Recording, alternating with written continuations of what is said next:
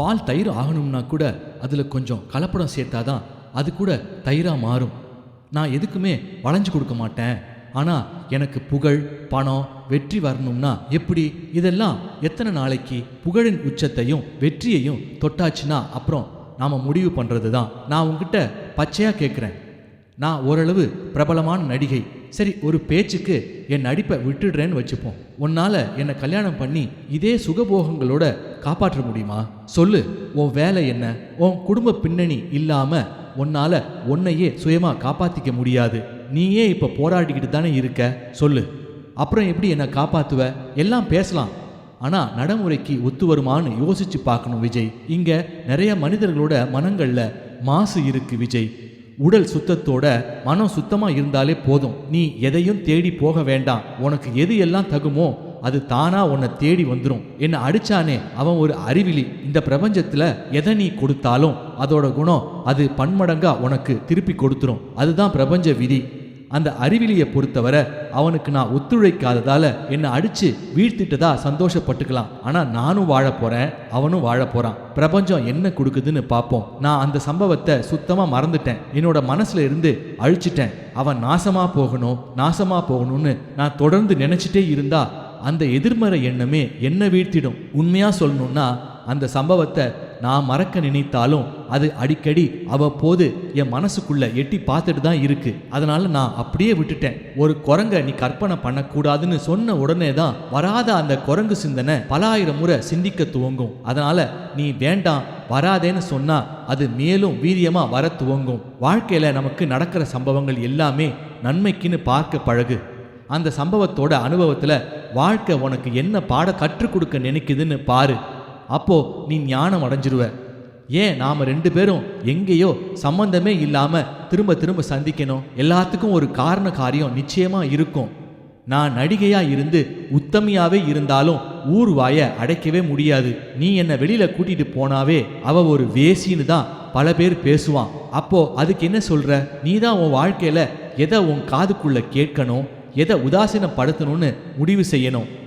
அதை விட்டுட்டு ஊர்வாய மூடுறேன்னு அவங்களோட சண்டைக்கு போனா நம்மளை போல முட்டாள் வேற யாராவும் இருக்க முடியாது. இதை கேட்ட விஜய், என்னடி எனக்கு புத்த போதனையா என்றதும் அவளுடைய ஆடையை சரி செய்து கொண்டு அவனை இடதுபுறமாக கட்டி கொண்டு அவனுடைய கன்னத்தில் பச்சக்கென்று அழுத்தி முத்தமிட்டாள். பின்பு அவன் காதருகில் வந்து, போச்செல்லம், உள்ள போய் தண்ணிய முண்டு நன்னா அலம்பி குளி, உன் உடம்பு அழுக்கும் மனசு அழுக்கும் நன்னா வெளியேறட்டும் என்றதும் அவள் கன்னத்தில் இவன் செல்ல முத்தம் கொடுத்து, நீதான் குளிப்பாட்டி விட என்றதும் அம்மனமாக இருந்தவனை தன் தலைமுடியையும் முந்தானையையும் முடிந்து கொண்டு அவனை செல்லமாக குளியல் அறைக்குள் இழுத்து போனாள். அவள் குளிப்பாட்டி விட்டதும் அவளுடைய அன்பிலும் ஸ்பரிசத்திலும் கிறங்கி போன இவன் குளித்து முடித்து துடைத்து விட்டவளை கட்டி அணைத்து பது என்று கட்டி அணைத்து கொண்டான். இவள், போதும் போதும், அப்புறம் திரும்ப மூடாயிட போகுது, வேலை நிறைய இருக்கு, வாழ்க்கையில முதல்ல முன்னேறதை பார்ப்போம் என்றாள்.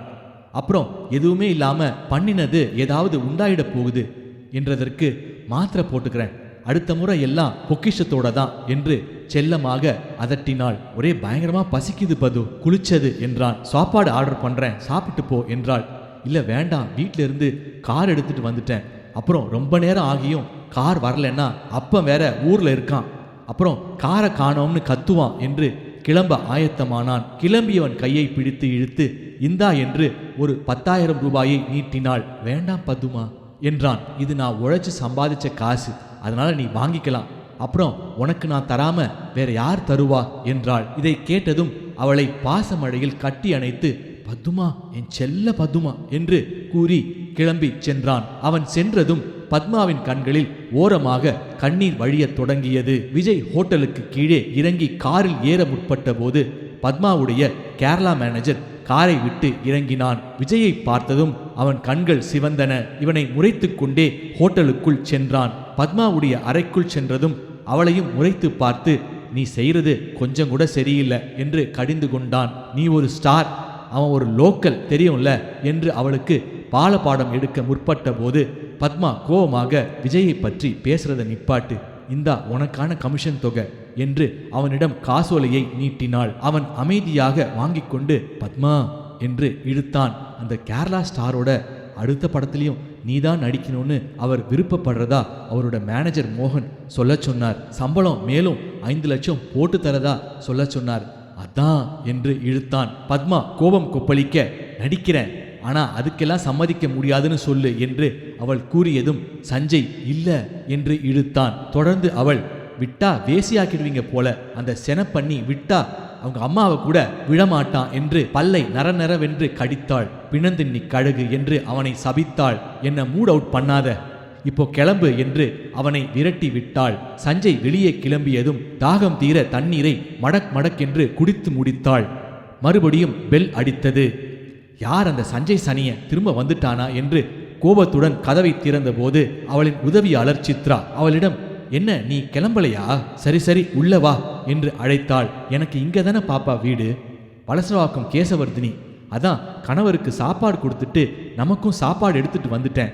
ஓ அப்படியா, என்ன கொண்டு வந்திருக்க என்று ஆர்வமானாள். அதான் உனக்கு பிடிக்குமே, வெண்டிக்காயும் சேப்பங்கிழங்கு கறியும், அப்புறம் மோர் குழம்பு, முருங்கை சாம்பார், மிளகு ரசம், அப்பளம், பாயாசம் எல்லாம் கொண்டு வந்திருக்கேன் பாப்பா என்றதும், என்ன தடபுடலா விருந்தே கொண்டு வந்துட்ட என்று கேட்டதற்கு, இல்ல பாப்பா, இன்னைக்கு என் பொண்ணோட பிறந்த நாள், அதான் பாப்பா நீயும் இங்க ஹோட்டல் சாப்பாடு தானே சாப்பிடுவ, பாவம் அதான் உனக்கும் சேர்த்து சமைச்சு கொண்டு வந்துட்டேன் என்றதும், பத்மா உன் குழந்தை பிறந்த நாள்னு ஏன் என்கிட்ட முதல்லே சொல்லல, நீ இருக்கியே என்று செல்லமாக அவளை கடிந்து கொண்டு அவளுடைய ஹேண்ட்பேக்கை எடுக்கச் சென்றாள். இப்போது அவளுக்கு இருந்த அலாதி சந்தோஷத்தில் எவ்வளவு வேணும் என்று கேட்டதற்கு, ஒரு 2000 இருந்தா என்று அவள் இழுத்ததும், ஐயோ இந்தா 5000, உன் பொண்ணுக்கு ஏன் சார்பா ஏதாவது வாங்கி கொடு என்று அந்த பணத்தை கொடுத்ததும் சித்ராவின் முகத்தில் 1000 வாட்ஸ் விளக்கு பிரகாசிப்பதை போன்று சந்தோஷத்தில் பளிச்சிட்டது.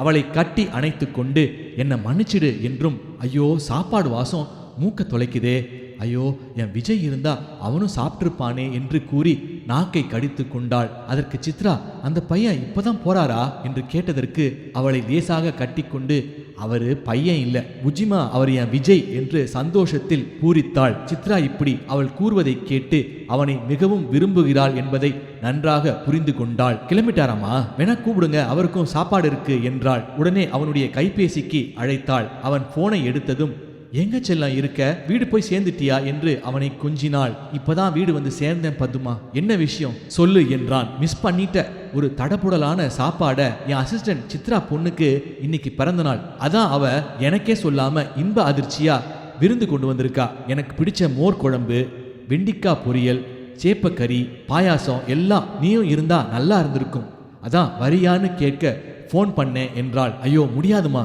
முன்னவே தெரிஞ்சிருந்தா இருந்து சாப்பிட்டிருப்பேன், அதனடி சேப்பக்கறி என்றான். சேப்ப கிழங்க தான் கறின்னு சொன்னேன் என்றாள். நான் ஆட்டுக்கறி கோழிக்கறி தான் சாப்பிடுவேன் என்றதும், கொன்னுடுவேன், சைவத்துக்கு மாறி ஆகணும், என்னால அதெல்லாம் சமைச்சு போட முடியாது என்று கூறி, சரி சரி சித்ரா கிட்ட பேசு, அவ பொண்ணுக்கு வாழ்த்து சொல்லு என்றதும் விஜய் அவளிடம் போனை கொடுக்க சொன்னான். சித்ரா கைபேசியை வாங்கியதும், சித்ராக்கா என்று உரிமையாக, உங்க பொண்ணுக்கு என்னோட மனமார்ந்த பிறந்தநாள் வாழ்த்துக்களை சொல்லிடுங்க என்று சொல்லிட்டு, பதுமா நீங்க கொண்டு வந்த விருந்தை சொல்லும் போதே அந்த சாப்பாட்டு வாசம் என் மூக்க தொலைக்குது என்று அவளுடைய சமையலை வர்ணித்தான். இன்னொரு முறை நிச்சயம் பண்ணி எடுத்துட்டு வாங்க, சாப்பிடுறேன் என்று கூறி, என் பத்மாவை நல்லா பார்த்துக்கோங்க, அவளை நல்லா சாப்பிட வைங்க என்று அக்கறையுடன் தெரிவித்தான். இவன் கூறுவது பத்மாவின் காதுகளில் கேட்டதும் கைபேசியை சித்ராவிடமிருந்து பிடுங்கி, ஐயோ சாருக்கு ரொம்ப அக்கறை என்று கூறியபடியே அழத் தொடங்கிவிட்டாள். ஏன் பத்மா அழற என்று பதபதைத்தான்.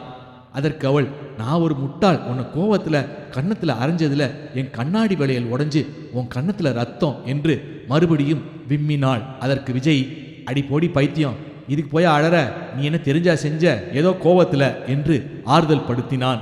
அதுக்கு டெட்டால் வை என்றாள்.